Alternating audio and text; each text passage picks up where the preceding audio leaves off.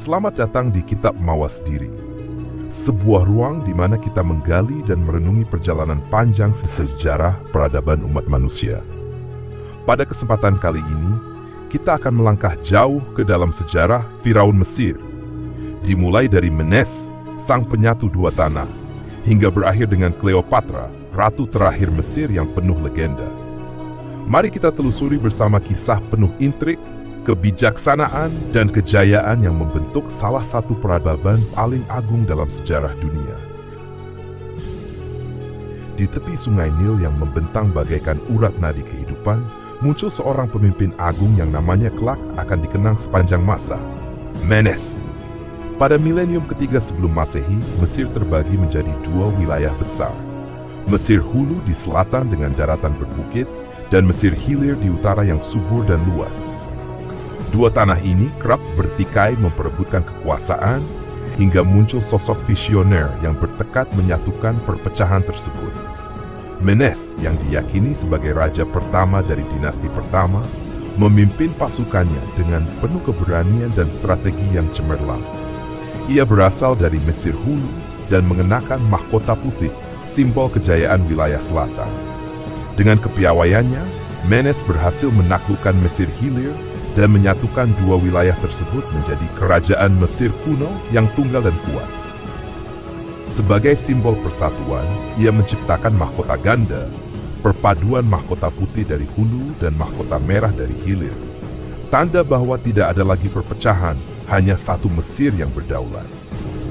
Setelah kemenangan besar itu, Menes memilih lokasi strategis untuk mendirikan ibu kota baru di antara dua tanah, yaitu Memphis.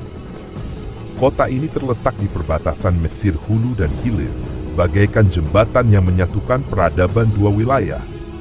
Memphis menjadi pusat pemerintahan, perdagangan, dan spiritualitas yang berkembang pesat. Dari sini lahir sistem pemerintahan terpusat pertama yang menjadi fondasi bagi dinasti-dinasti berikutnya. Namun legenda Menes tidak berhenti di situ. Dalam mitologi Mesir, Menes sering dikaitkan dengan dewa Horus, dewa berkepala elang yang melambangkan kekuasaan kerajaan dan perlindungan ilahi. Diyakini bahwa Menes adalah perwujudan Horus di bumi yang bertugas menjaga ketertiban dan menegakkan hukum ma'at, prinsip keseimbangan dan keadilan dalam kehidupan Mesir kuno.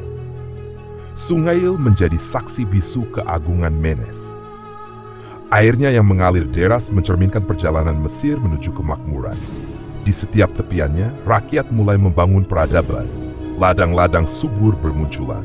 Kuil-kuil mulai dibangun untuk memuja para dewa, dan piramida-piramida kecil menjadi tanda pertama perjalanan manusia Mesir menuju keabadian. Tetapi sejarah mencatat bahwa Menes tidak hanya dikenang sebagai penakluk. Ia juga seorang pembangun dan pemimpin bijaksana yang memulai garis keturunan para Firaun. Dengan persatuan yang dicapai, ia menanamkan visi sebuah kerajaan yang abadi, sebuah Mesir yang tak akan lekang oleh waktu. Setelah penyatuan Mesir oleh Menes, peradaban Mesir kuno mulai berkembang pesat, memasuki masa yang dikenal sebagai zaman kerajaan lama, atau era para pembangun piramida. Pada masa ini, dinasti ketiga dan keempat mencatat prestasi gemilang yang akan dikenang hingga ribuan tahun kemudian. Puncak dinasti ketiga, Firaun Djoser dan piramida bertingkat. Sosok Djoser, Firaun besar dari dinasti ketiga, menjadi pelopor bagi sebuah keajaiban arsitektur. Djoser tidak hanya dikenal sebagai penguasa yang bijaksana, tetapi juga pemimpin visioner. Ia menunjuk arsitek jenius bernama Imhotep, seorang penasihat yang juga ahli dalam bidang kedokteran dan astronomi, untuk merancang makam kerajaan yang belum pernah ada sebelumnya. Di hamparan Saqqara, Imhotep membangun piramida bertingkat, makam megah yang menjulang ke langit, terdiri dari 6 lapisan yang semakin mengecil ke atas. Piramida ini adalah simbol kekuatan raja dan keyakinan mendalam terhadap kehidupan setelah mati.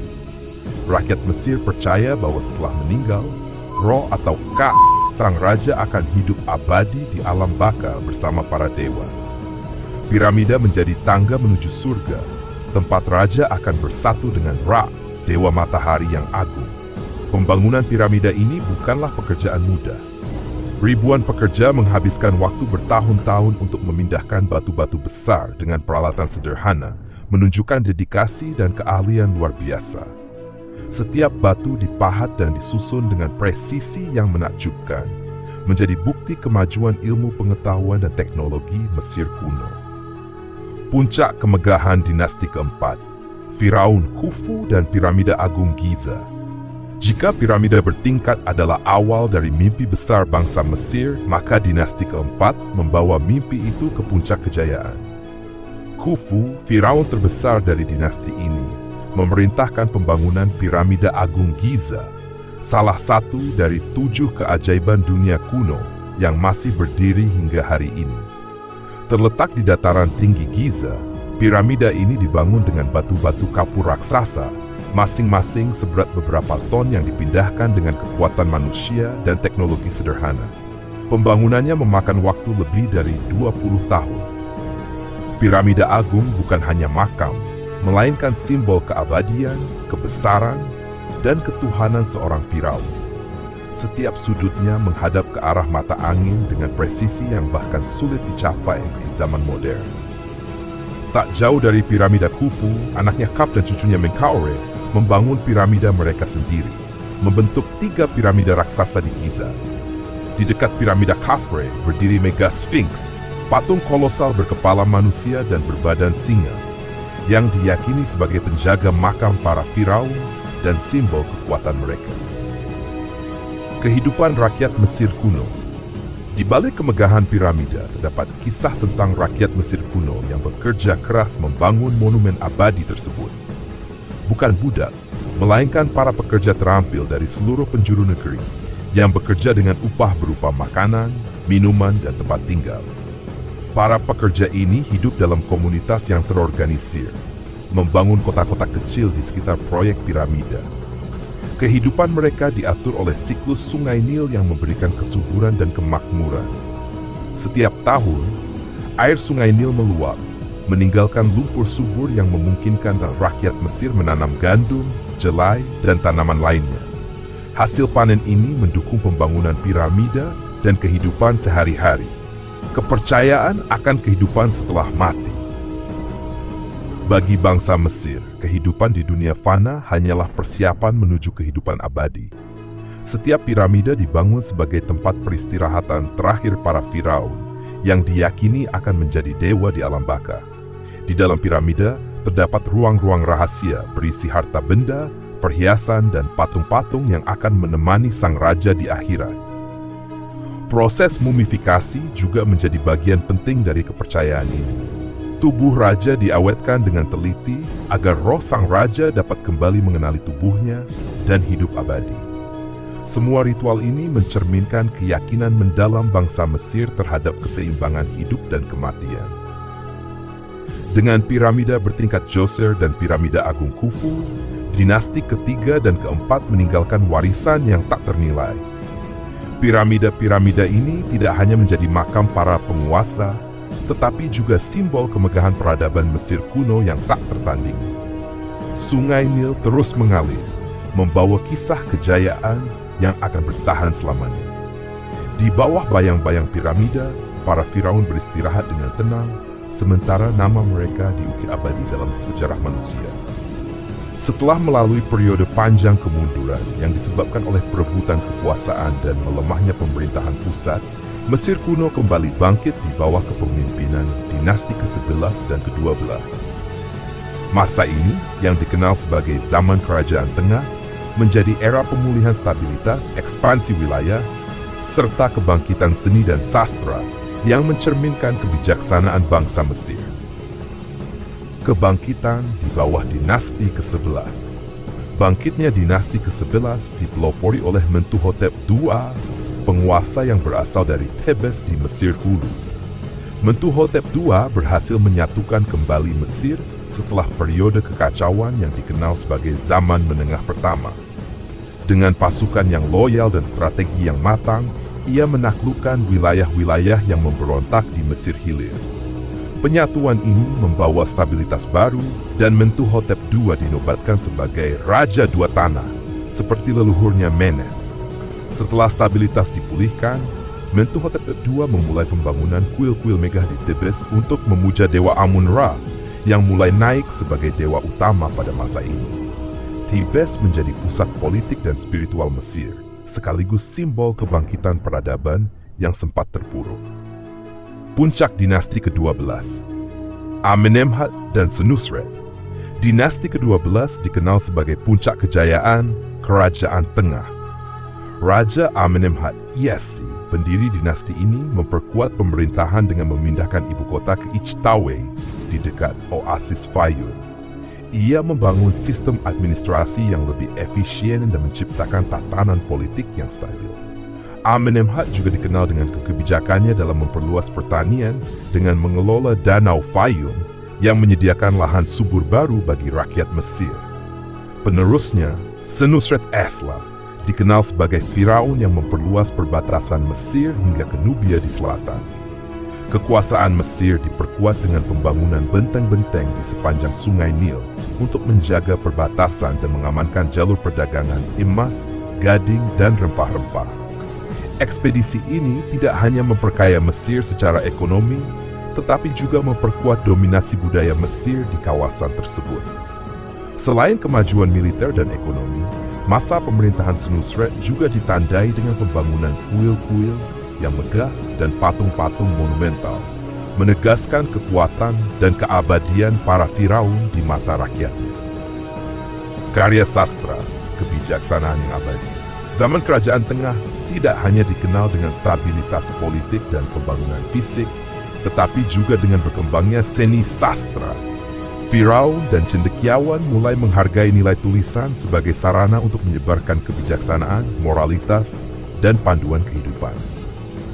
Salah satu karya sastra paling terkenal dari masa ini adalah Pengajaran Ptahhotep, yang diyakini ditulis oleh Ptahhotep, seorang wazir penasihat utama di masa dinasti kelima, tetapi disalin dan berkembang pada periode Kerajaan Tengah. Naskah ini berisi ajaran tentang etika, kebijaksanaan, dan tata cara hidup yang benar. Pengajaran Ptahhotep mencerminkan pandangan hidup bangsa Mesir yang menjunjung tinggi nilai ma'at, keseimbangan, kebenaran, dan harmoni. Beberapa petikan pengajaran ini antara lain, jangan menyombongkan kebijaksanaanmu, sebab tidak ada orang yang sempurna pengetahuannya. Hormatilah orang tuamu dan ajarkan anak-anakmu untuk berbuat kebajikan. Selain itu, karya sastra lain yang muncul adalah Kisah Sinuhe, sebuah kisah fiksi yang bercerita tentang seorang pejabat Mesir yang melarikan diri ke negeri asing, namun akhirnya kembali ke tanah airnya. Kisah ini menggambarkan nilai kesetiaan kepada Firaun dan kecintaan terhadap tanah kelahiran Mesir. Kehidupan rakyat di zaman Kerajaan Tengah. Stabilitas politik pada masa ini memberikan kemakmuran bagi rakyat Mesir. Pertanian terus berkembang berkat pengelolaan sungai Nil yang semakin baik, sementara perdagangan dengan kawasan Nubia, Levant, dan Laut Tengah membuka peluang ekonomi baru. Pekerjaan di bidang pertanian, kerajinan, dan pembangunan semakin meningkat, memberikan kesejahteraan kepada rakyat kecil. Namun, kehidupan rakyat juga diwarnai dengan keyakinan mendalam terhadap akhirat. Kuburan sederhana maupun makam megah dihiasi dengan teks peti mati yang berisi mantra-mantra untuk membimbing roh menuju kehidupan abadi di alam baka. Warisan dinasti Tengah. Dinasti ke-11 dan ke-12 meninggalkan warisan penting berupa sistem pemerintahan yang efisien, karya sastra monumental, serta perluasan wilayah yang memperkaya peradaban Mesir. Zaman ini menunjukkan bahwa Mesir bukan hanya tanah Firaun yang membangun piramida, tetapi juga bangsa yang menghargai pengetahuan, kebijaksanaan, dan harmoni. Di bawah cahaya matahari yang menyinari sungai Nil, zaman Kerajaan Tengah digagai periode kebangkitan dan kemajuan.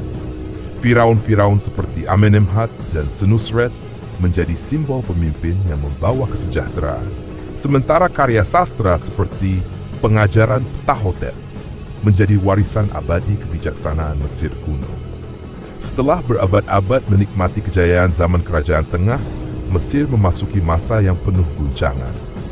Pada masa dinasti ke-13, pemerintahan pusat melemah, stabilitas goyah, dan para penguasa lokal mulai bersaing memperebutkan kekuasaan. Di tengah kekacauan ini, dari timur datanglah bangsa asing yang akan mengguncang Mesir. Bangsa Hyksos. Kedatangan Hyksos, invasi yang mengubah sejarah. Bangsa Hyksos, yang namanya berarti penguasa dari negeri asing, datang dari kawasan Asia Barat, kemungkinan dari daerah Levant. Mereka tidak datang sebagai penakluk dalam sekejap, melainkan secara bertahap melalui perdagangan, migrasi, dan kemudian mendirikan pemukiman di Delta Nil. Pada akhirnya, mereka berhasil merebut kendali atas Mesir Hilir dan menjadikan kota Afaris sebagai pusat kekuasaan mereka. Apa yang membuat bangsa Hyksos unggul adalah teknologi militer yang belum pernah dikenal bangsa Mesir sebelumnya. Mereka memperkenalkan kereta perang yang ditarik oleh kuda, menjadikan pasukan mereka bergerak cepat dan lincah. Busur komposit yang lebih kuat dan akurat. Senjata perunggu yang lebih tajam dan tahan lama dibanding senjata tradisional Mesir. Dengan teknologi ini, Hyksos mendominasi Mesir selama lebih dari 1 abad. Firaun Mesir yang masih bertahan di Thebes hanya menjadi penguasa kecil di wilayah Mesir Hulu, sementara bangsa Hyksos mengontrol perdagangan dan wilayah subur di utara. Perjuangan bangsa Mesir. Api perlawanan dari Thebes. Kehadiran Hyksos bukan hanya dianggap sebagai invasi, tetapi juga penghinaan bagi bangsa Mesir yang memandang tanah mereka sebagai pemberian dewa-dewa. Di Thebes, para penguasa lokal dari dinasti ke-17 mulai memicu perlawanan. Perlawanan ini dimulai oleh Fetal, seorang raja pemberani yang gugur dalam pertempuran melawan Hyksos. Luka-luka di tengkoraknya yang ditemukan dalam mumi menunjukkan bahwa ia bertarung dengan gagah berani di garis depan. Perjuangan Sekenenretau dilanjutkan oleh putranya, Kamose, yang memimpin serangkaian serangan terhadap Hyksos. Kamose berhasil menggempur wilayah Delta dan mengepung kota Afaris, namun ia meninggal sebelum kemenangan penuh dapat diraih. Meski demikian, perjuangannya telah menyalakan api semangat di hati rakyat Mesir. Ahmos, sang pembebas Mesir. Puncak perjuangan melawan Hyksos datang dari adik Kamose, yaitu seorang pemimpin muda yang mewarisi tekad dan keberanian dari keluarganya. Ahmose memimpin pasukan Mesir dengan strategi cemerlang, menggunakan kereta perang dan teknologi yang sebelumnya diperkenalkan oleh Hyksos. Dengan keteguhan hati, ia mengepung Afaris dan akhirnya berhasil mengusir bangsa Hyksos dari Mesir. Tidak hanya itu, Ahmose juga mengejar sisa-sisa pasukan Hyksos hingga ke wilayah Palestina, memastikan bahwa ancaman mereka tidak akan pernah kembali. Kemenangan ini menandai berakhirnya kekuasaan bangsa asing dan lahirnya era baru bagi Mesir. Awal kerajaan baru, dinasti ke-18. Setelah berhasil membebaskan Mesir, Ahmose Asht mendirikan dinasti ke-18, mengawali periode yang dikenal sebagai Kerajaan Baru. Masa ini menjadi era keemasan kedua bagi Mesir, ditandai dengan ekspansi militer, kemajuan ekonomi, dan perkembangan kebudayaan yang gemilang. Ahmose tidak hanya dikenang sebagai seorang penakluk, tetapi juga sebagai pemimpin yang memulihkan kejayaan bangsa Mesir. Ia memerintahkan pembangunan kembali kuil-kuil yang hancur akibat invasi, memperbaiki sistem administrasi, dan memperkuat pertahanan di perbatasan. Thebes, yang selama perlawanan menjadi pusat semangat bangsa Mesir, kini ditetapkan sebagai ibu kota kerajaan baru. Warisan teknologi dan kebangkitan militer. Peristiwa kedatangan bangsa Hyksos meninggalkan pelajaran penting bagi Mesir. Bangsa Mesir mulai mengadopsi teknologi militer Hyksos, seperti kereta perang, senjata logam, dan busur komposit. Keahlian ini kemudian dikembangkan untuk membentuk pasukan Mesir yang lebih kuat dan lebih terorganisir. Kerajaan baru akan menjadi masa di mana para Firaun Mesir tidak hanya bertahan di tanah mereka sendiri, tetapi juga menaklukkan wilayah-wilayah baru di luar perbatasan mereka, seperti Nubia di selatan dan kawasan Levant di timur. Masa ini melahirkan sosok-sosok Firaun besar yang akan dikenang sepanjang sejarah. seperti Hatshepsut, Thutmose III, dan Ramses II. Ahmose-Tez, simbol kebangkitan Mesir. Nama Ahmose diukir dengan tinta emas dalam sejarah Mesir sebagai sang pembebas dan pendiri kerajaan baru. Kemenangan atas bangsa Hyksos bukan sekadar kemenangan militer, tetapi juga simbol kebangkitan bangsa Mesir yang mampu bertahan dan bangkit dari keterpurukan. Sungai Nil kembali mengalir sebagai nadi peradaban yang makmur. Kuil-kuil berdiri megah di bawah langit Thebes, dan rakyat Mesir menyanyikan lagu kemenangan untuk raja mereka yang membawa kembali kejayaan. Dengan kemenangan Ahmose-Ayed, Mesir memasuki babak baru yang penuh dengan ambisi, ekspansi, dan pencapaian gemilang. Kebangkitan ini menjadi awal dari masa yang akan dicatat sebagai salah satu periode paling cemerlang dalam sejarah Mesir kuno. Pada puncak kerajaan baru, Mesir mencapai masa keemasan yang ditandai dengan kekuatan militer, keagungan arsitektur, dan inovasi budaya. Dalam periode ini muncul 3 pemimpin legendaris yang mewarnai sejarah dengan kisah penuh intrik, keberanian, dan kebijakan visioner. Mereka adalah Hatshepsut, Akhenaten, dan Ramses II, 3 Firaun yang namanya terukir abadi dalam peradaban Mesir. Hatshepsut, ratu yang menjadi Firaun. Hatshepsut adalah sosok yang mematahkan tradisi.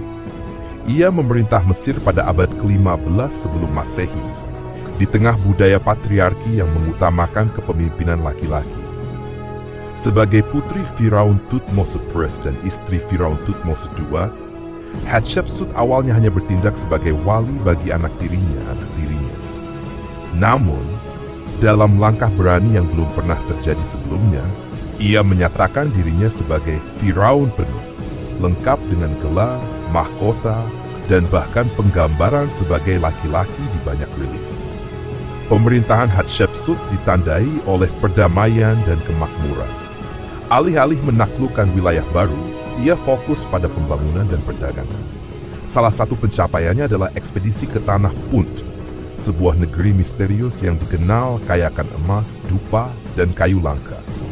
Ekspedisi ini memperkaya Mesir dan memperkuat reputasi Hatshepsut sebagai pemimpin cemerlang. Di bidang arsitektur, Hatshepsut meninggalkan kuil mortuari di Deir el-Bahri, salah satu mahakarya arsitektur Mesir kuno. Kuil mega ini dibangun di lereng tebing dengan desain yang harmonis dan indah, seolah menyatu dengan alam sekitarnya. Kuil ini tidak hanya menjadi tempat pemujaan bagi Hatshepsut, tetapi juga simbol kebesarannya sebagai ratu yang menolak tunduk pada tradisi. Akhenaten, sang revolusioner dan dewa Aton. Di tengah era keemasan Mesir, muncul seorang pemimpin yang mengguncang tatanan lama, Akhenaten. Ia memerintah pada abad ke-14 sebelum Masehi dan dikenal sebagai Firaun yang revolusioner. Akhenaten menghapus pemujaan terhadap banyak dewa tradisional Mesir dan menggantinya dengan pemujaan kepada satu dewa saja, Aton, dewa matahari yang digambarkan sebagai cakram bercahaya. Akhenaten memindahkan ibu kota Mesir ke kota baru bernama Benamna, Akhetaman. Kota ini dibangun sebagai pusat pemujaan Aton dan dipenuhi dengan patung-patung serta relief yang menggambarkan Akhenaten bersama keluarganya dalam suasana lebih natural dan intim, sebuah gaya seni yang berbeda dari tradisi Mesir sebelumnya. Namun, revolusi Akhenaten menimbulkan gejolak besar. Para pendeta Amun yang sebelumnya memiliki kekuasaan besar, kehilangan pengaruhnya. Rakyat yang terbiasa dengan pemujaan banyak dewa sulit menerima perubahan ini. Setelah kematiannya, reformasi Akhenaten dihancurkan. Kota Akhetaten ditinggalkan, patung-patungnya dirusak, dan para penerusnya kembali memulihkan pemujaan dewa-dewa lama. Meski dianggap sebagai Firaun yang sesat oleh sebagian, jejak Akhenaten sebagai pemimpin yang berani mendobrak tradisi tetap menarik perhatian para sejarawan dan arkeolog hingga kini. Ramses, sang agung dan pembangun monumen raksasa. Di puncak kejayaan kerajaan baru, muncul Firaun yang namanya bersinar paling terang dalam sejarah Mesir, Sop atau Ramses Agung.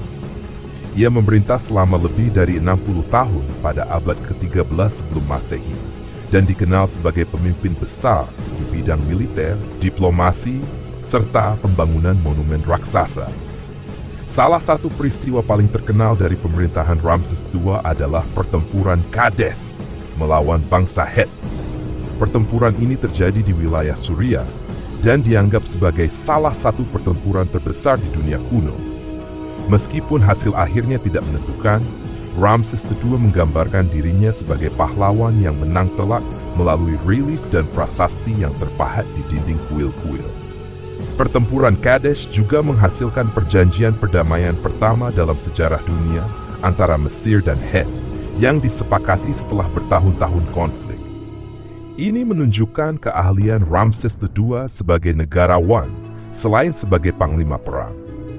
Di bidang arsitektur, Ramses II meninggalkan jejak yang tidak tertandingi. Ia memerintahkan pembangunan Kuil Abu Simbel, sebuah kompleks megah yang diukir di tebing batu, dihiasi dengan patung-patung raksasa Ramses II yang duduk gagah di depan pintu masuk. Ramesseum, kuil megah yang didedikasikan untuk dirinya sendiri sebagai penguasa abadi. Renovasi dan perluasan kuil-kuil di Karnak dan Luxor yang semakin mempertegas keagungan Mesir. Ramses II juga dikenal sebagai Firaun keluarga besar karena memiliki banyak istri dan lebih dari 100 anak. Pemerintahannya yang panjang memastikan stabilitas dan kemakmuran bagi Mesir, serta meninggalkan warisan monumental yang menjadi simbol kejayaan bangsa.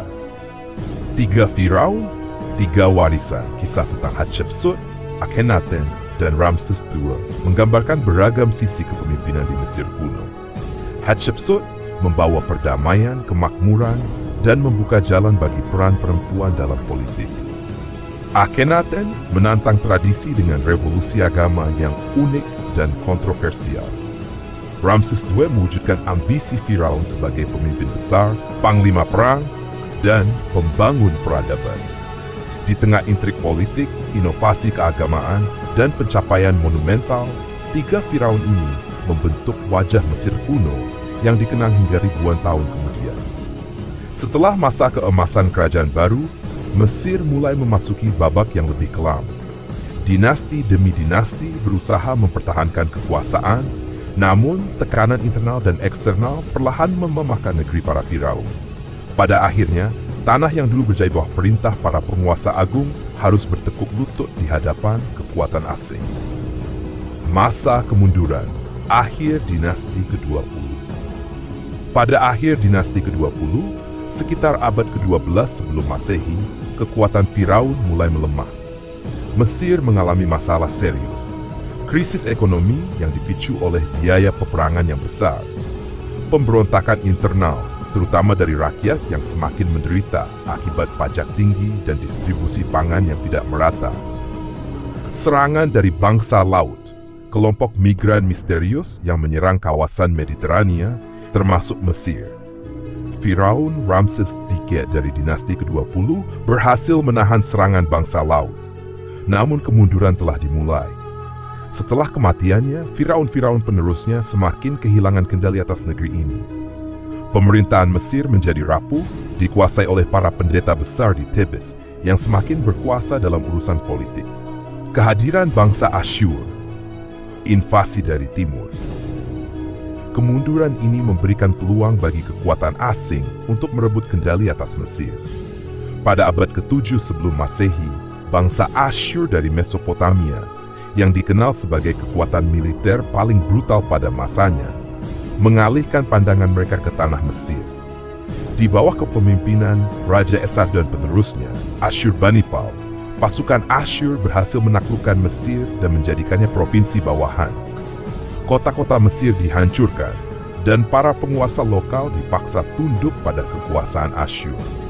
Meskipun Mesir masih mempertahankan budaya dan tradisi mereka, kekuasaan asli Firaun semakin memudar. Bangsa Persia, penguasa baru dari timur. Pada abad ke-6 sebelum Masehi, giliran kekaisaran Persia Achaemenid yang menaklukkan Mesir. Di bawah kepemimpinan Raja Kambises II, Persia mengalahkan pasukan Mesir dan menduduki seluruh wilayah mereka. Kambises menyatakan dirinya sebagai Firaun dan memerintah Mesir sebagai bagian dari Kekaisaran Persia. Kehadiran Persia membawa perubahan besar bagi Mesir. Administrasi dan hukum Persia diterapkan, meskipun tetap membiarkan kepercayaan lokal berjalan. Mesir menjadi pusat ekonomi dalam jaringan perdagangan luas Kekaisaran Achaemenid. Namun bagi rakyat Mesir, pemerintahan asing ini dirasakan sebagai beban. Beberapa kali pemberontakan pecah, tetapi selalu berhasil dipadamkan oleh Persia. Kedatangan Alexander Agung, fajar baru di Mesir. Pada abad keempat sebelum Masehi, dunia kuno dikejutkan oleh munculnya seorang pemimpin muda yang tak terkalahkan, Alexander Agung dari Makedonia. Setelah menaklukkan Kekaisaran Persia, Alexander mengarahkan pasukannya ke tanah Mesir. Pada tahun 332 sebelum Masehi, Alexander memasuki Mesir tanpa perlawanan berarti. Rakyat Mesir yang telah lelah dengan pemerintahan Persia menyambutnya sebagai pembebas. Alexander memahami pentingnya simbolisme di Mesir. Ia mengunjungi kuil Amun di Siwa, di mana ia dinyatakan sebagai anak dewa Amun. Dengan langkah ini, ia tidak hanya meneguhkan posisinya sebagai penguasa Mesir, tetapi juga sebagai Firaun yang diakui oleh tradisi lokal. Untuk memperkuat warisannya, Alexander mendirikan kota baru di tepi delta Nil yang kelak menjadi salah satu kota paling penting di dunia. Kota ini dirancang sebagai pusat perdagangan, ilmu pengetahuan, dan budaya yang menggabungkan tradisi Yunani dengan warisan Mesir. Akhir era Firaun asli. Dengan kedatangan Alexander Agung, era Firaun asli Mesir resmi berakhir. Kekuasaan Mesir kini berada di tangan dinasti-dinasti asing yang akan memadukan budaya Mesir dengan pengaruh Yunani Makedonia. Meskipun para penguasa Yunani setelah Alexander, seperti dinasti Ptolemaik, akan menyebut diri mereka sebagai Firaun, mereka bukan lagi pewaris langsung dari garis para penguasa Mesir kuno. Kisah Mesir berubah arah, dari tanah yang dipimpin oleh Dewa Raja menjadi bagian dari dunia Helenistik yang lebih luas. Namun di balik penaklukan dan perubahan, warisan Mesir kuno, dari piramida, kuil hingga kisah-kisah Firaun Agung, tetap hidup dan memikat hati para penakluknya. Kesimpulan, sebuah peralihan zaman. Bab ini menandai akhir dari kemegahan para Firaun asli Mesir, invasi dari bangsa Asyur, Persia, dan akhirnya kedatangan Alexander Agung menggambarkan bagaimana sebuah peradaban yang besar pun dapat mengalami kemunduran akibat tekanan internal dan serbuan eksternal. Mesir kuno, yang selama beribu tahun menjadi pusat kekuatan dan kebudayaan, kini menjadi bagian dari sejarah yang lebih luas. Meski demikian, kemegahan Mesir tidak pernah benar-benar hilang. Kepercayaan, arsitektur, dan budaya Mesir kuno akan tetap mempengaruhi peradaban berikutnya, termasuk para penguasa Yunani dan Romawi. Setelah kematian Alexander Agung pada tahun 323 sebelum Masehi, kerajaan raksasanya terbagi di antara para jenderalnya. Salah satu dari mereka, Ptolemaios Tursoter, mengambil alih Mesir dan mendirikan dinasti baru yang akan bertahan selama hampir 3 abad, dinasti Ptolemaik. Meski berasal dari Yunani Makedonia, para penguasa Ptolemaik memadukan budaya Yunani dengan tradisi Mesir, menciptakan era unik dalam sejarah Mesir kuno. Ptolemaios Soter, awal dinasti dan kota Alexandria. Ptolemaios I, seorang jenderal kepercayaan Alexander, mengukuhkan dirinya sebagai Raja Mesir pada akhir abad keempat sebelum Masehi. Ia menyadari betapa pentingnya legitimasi di mata rakyat Mesir yang masih setia pada tradisi lama. Oleh karena itu, Ptolemaios tidak hanya memerintah sebagai Raja Yunani, tapi juga mengambil gelar Firaun, menghormati dewa-dewa Mesir dan mendukung upacara keagamaan kuno. Namun pengaruh Yunani terlihat jelas dalam Alexandria, kota yang didirikan oleh Alexander Agung dan dijadikan ibu kota baru. Di bawah pemerintahan Ptolemaios Tias dan penerusnya, Alexandria berkembang menjadi pusat kebudayaan, ilmu pengetahuan, dan perdagangan terbesar di dunia Mediterania. Salah satu warisan terbesar Ptolemaios II adalah pendirian perpustakaan Alexandria yang menjadi simbol pencerahan intelektual pada masanya. Perpustakaan ini menampung ribuan gulungan papirus dari seluruh dunia, termasuk teks-teks dari Mesir kuno, Yunani, Persia, dan India. Para cendekiawan berkumpul di Alexandria, menjadikannya kota ilmu pengetahuan yang tak tertandingi.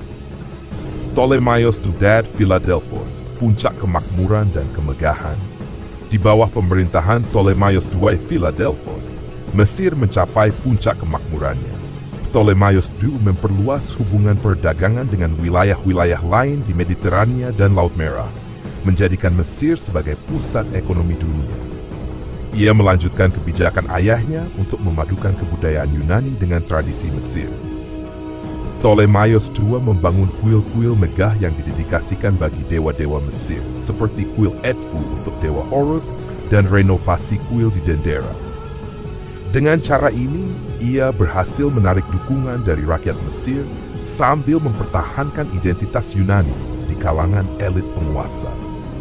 Pada masa ini, festival keagamaan besar seperti pesta pemujaan dewa Dionysus dari Yunani dan ritual Mesir kuno berjalan berdampingan.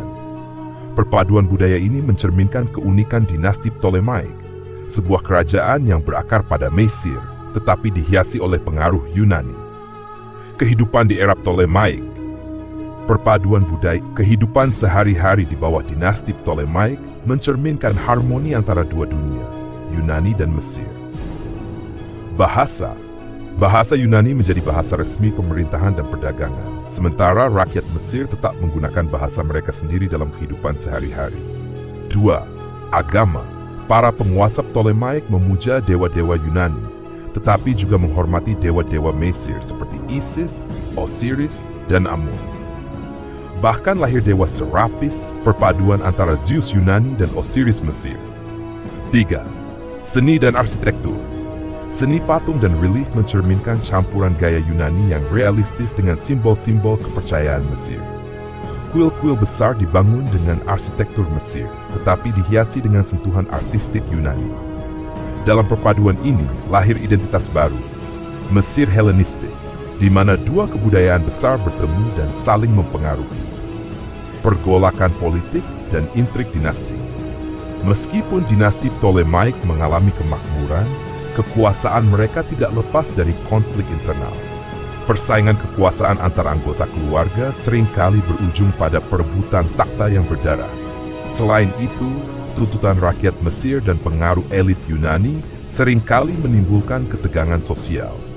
Namun, di tengah intrik politik, dinasti Ptolemaik tetap mampu mempertahankan stabilitas dan kemakmuran ekonomi, menjadikan Mesir sebagai kekuatan penting di dunia Mediterania. Warisan dinasti Ptolemaik. Dinasti Ptolemaik tidak hanya mengukir sejarah melalui politik, tetapi juga melalui kebudayaan. Alexandria menjadi mercusuar peradaban dunia, rumah bagi para filsuf, ilmuwan, dan seniman. Tokoh-tokoh besar seperti Euclid, sang matematikawan, Archimedes, serta Hipparchus, sang astronom, hidup dan berkarya di Alexandria. Perpustakaan Alexandria, meskipun akhirnya hancur, menjadi simbol abadi dari semangat keilmuan era Ptolemaik. Karya-karya besar dari berbagai peradaban disalin, dipelajari dan disebarkan ke seluruh dunia. Menuju akhir dinasti. Meski kaya dan berpengaruh, dinasti Ptolemaik tidak luput dari tantangan. Pada abad-abad berikutnya, Mesir akan menghadapi kekuatan baru dari Romawi yang perlahan-lahan mengincar wilayah mereka. Babak terakhir dinasti Ptolemaik akan diperankan oleh seorang penguasa perempuan yang namanya menjadi legenda, Cleopatra II. Kesimpulan. Bab ini menggambarkan bagaimana dinasti Ptolemaik membawa Mesir ke dalam era baru yang dipenuhi perpaduan budaya Yunani dan Mesir. Dalam bayang-bayang kejayaan Alexandria, kuil-kuil megah, dan ilmu pengetahuan yang berkembang pesat, dinasti Ptolemaik menjelma sebagai salah satu babak paling menarik dalam sejarah Mesir kuno. Namun kemegahan ini tidak akan bertahan selamanya. Awan gelap kekuatan Romawi mulai mengancam, dan era para penguasa bergaya Yunani ini perlahan mendekati akhirnya. Cleopatra Sipla, Nama yang abadi dalam sejarah adalah ratu terakhir Mesir yang memerintah pada akhir era dinasti Ptolemaic. Kisahnya adalah salah satu yang penuh intrik, kekuasaan, dan tragedi, serta menggambarkan pertemuan dua dunia besar, Mesir dan Roma. Sebagai sosok yang menggabungkan kecantikan, kecerdasan, dan ambisi luar biasa, Cleopatra bertahan di atas takhta dalam situasi yang penuh tantangan. Namun akhirnya Mesir tak mampu menghindari takdirnya di bawah bayang-bayang Kekaisaran Roma. Awal pemerintahan Cleopatra lahir pada tahun 197 sebelum Masehi dari keluarga Ptolemaic yang telah memerintah Mesir selama hampir 3 abad. Meski berasal dari garis keturunan Yunani, Cleopatra memiliki wawasan yang luar biasa terhadap budaya Mesir dan mampu berbicara dalam beberapa bahasa, termasuk bahasa Mesir kuno. Pada usia 21 tahun, Cleopatra siap naik takhta sebagai ratu bersama saudaranya, Ptolemaios XIII, dalam sebuah sistem pemerintahan yang didominasi oleh kebijakan politik yang kompleks. Ketegangan antara keduanya segera muncul, dan persaingan mereka berujung pada perang saudara yang berlarut-larut. Namun Cleopatra tidak hanya mengandalkan kekuatan militer atau darah bangsawan dalam usahanya untuk bertahan. Dia memiliki kecerdasan luar biasa yang memungkinkan dia memanfaatkan aliansi politik strategis untuk mempertahankan kekuasaannya. Romawi dan Cleopatra aliansi dengan Julius Caesar. Pada tahun 51 sebelum Masehi, ketika Mesir dilanda kacauan, Cleopatra memutuskan untuk mencari dukungan dari Julius, pemimpin besar Roma, yang baru saja mengalahkan Pompeius dan mengukuhkan dirinya sebagai penguasa yang tak terkalahkan. Dalam pertemuannya yang legendaris, Cleopatra menghadirkan dirinya kepada Caesar dalam sebuah perjalanan tersembunyi, terbungkus dalam gulungan karpet, yang berakhir dengan pertemuan mereka yang terkenal di Istana Alexandria. Caesar yang terpesona dengan kecantikan dan kecerdasan Cleopatra segera terlibat dalam politik Mesir. Dia mendukung klaim Cleopatra terhadap takhta, mengalahkan saudaranya Ptolemaios XIII dalam pertempuran di Fajir Nil. Dengan bantuan Caesar, Cleopatra naik takhta penuh, menjadikan dirinya ratu yang sah dengan Caesar sebagai sekutu utamanya. Hubungan dengan Julius Caesar dan kelahiran Ptolemaios Caesar. Cleopatra dan Julius Caesar tidak hanya membentuk aliansi politik, tetapi juga menjalin hubungan pribadi yang mendalam. Pada tahun 45 sebelum Masehi, mereka memiliki seorang putra yang diberi nama Ptolemaios Caesar, atau lebih dikenal dengan nama julukannya Caesarion, yang berarti anak Caesar. Cleopatra berharap Caesarion akan menjadi penerus takhta Mesir dan membawa dinasti Ptolemaic kembali ke kejayaan. Namun nasib berkata lain. Nasib berkata, pasca pembunuhan Julius Caesar, aliansi dengan Marcus Antonius. Setelah pembunuhan 444 sebelum Masehi, dunia politik Roma menjadi kacau. Dalam kekosongan kekuasaan ini, Cleopatra beralih ke Marcus Antonius, salah satu jenderal dan anggota triumvirat yang berkuasa di Roma. Ia melihat dalam Antonius sosok yang bisa membantu menegakkan kekuasaan Mesir. Cleopatra dan Marcus Antonius membentuk aliansi kuat, tidak hanya secara politik tetapi juga pribadi. Mereka mengadakan pertemuan yang sangat terkenal di Tarsus, sebuah kota di wilayah Kekaisaran Roma, yang mengawali hubungan mereka yang penuh gairah dan berujung pada kelahiran anak-anak mereka bersama. Namun, hubungan ini membawa konflik politik besar karena Octavianus, kemudian dikenal sebagai Augustus, kaisar pertama Roma, yang merasa terancam oleh hubungan Antonius dengan Cleopatra, menggunakan ini sebagai alat untuk menyerang mereka. Perang Actium pada tahun 30 sebelum Masehi menjadi titik balik. Kehancuran, Perang Actium dan akhir Mesir kuno. Perang Actium adalah pertarungan epik di laut yang menentukan masa depan Roma dan Mesir. Armada Marcus Antonius yang didukung oleh Cleopatra dikalahkan oleh pasukan Octavianus. Kalah dalam pertempuran ini, Cleopatra dan Antonius melarikan diri ke Alexandria. di mana mereka akhirnya menghadapi nasib yang tak terelakkan. Pada tahun 30 sebelum Masehi, dengan Mesir jatuh ke tangan Octavianus, Cleopatra dan Marcus Antonius memilih untuk bunuh diri daripada menyerah. Cleopatra yang telah berjuang keras untuk mempertahankan tahta Mesir, memilih mengakhiri hidupnya dengan cara yang sangat simbolis, menggunakan gigitan ular asap yang mematikan. Akhir sebuah era. Dengan kematian Cleopatra, Mesir kuno yang telah berdiri selama lebih dari 3000 tahun, akhirnya jatuh ke tangan Imperium Romawi. Mesir menjadi provinsi dan show kekuasaan Firaun berakhir selamanya. Namun meskipun era Firaun telah berakhir, legenda Cleopatra tetap hidup. Ia dikenang bukan hanya sebagai ratu yang cerdas dan kuat, tetapi juga sebagai simbol dari perjuangan melawan takdir. Cleopatra merupakan gambaran terakhir dari kejayaan Mesir, yang meskipun terancam oleh dunia baru yang muncul, tetap meninggalkan jejak mendalam dalam sejarah dunia. Kesimpulan, Cleopatra adalah sosok yang penuh kontradiksi dan keagungan. Sebagai ratu terakhir Mesir, ia tak hanya memimpin dengan kekuatan politik, tetapi juga dengan strategi diplomatik yang brilian. Kisah hidupnya, penuh dengan romansa, ambisi, dan tragedi, menjadi cerita yang tak akan pernah pudar dalam sejarah. Melalui keberanian dan kegigihannya, Cleopatra menandai akhir dari sebuah zaman emas Mesir, namun sekaligus juga menunjukkan betapa besar pengaruh Mesir terhadap dunia yang lebih luas. Demikianlah perjalanan kita kali ini dalam menggali kisah epik Firaun Mesir yang berawal dari zaman Menes hingga Cleopatra. Semoga kisah ini tidak hanya memberi wawasan tentang kejayaan dan kejatuhan sebuah kerajaan, tetapi juga dapat menginspirasi kita untuk lebih memahami bagaimana sejarah membentuk dunia kita saat ini. Terima kasih telah bergabung bersama kami di Kitab Mawas Diri. Jangan lupa untuk terus mengikuti perjalanan sejarah lainnya dan berbagi pemikiran Anda di kolom komentar. Sampai jumpa di video berikutnya. Wassalamualaikum warahmatullahi wabarakatuh.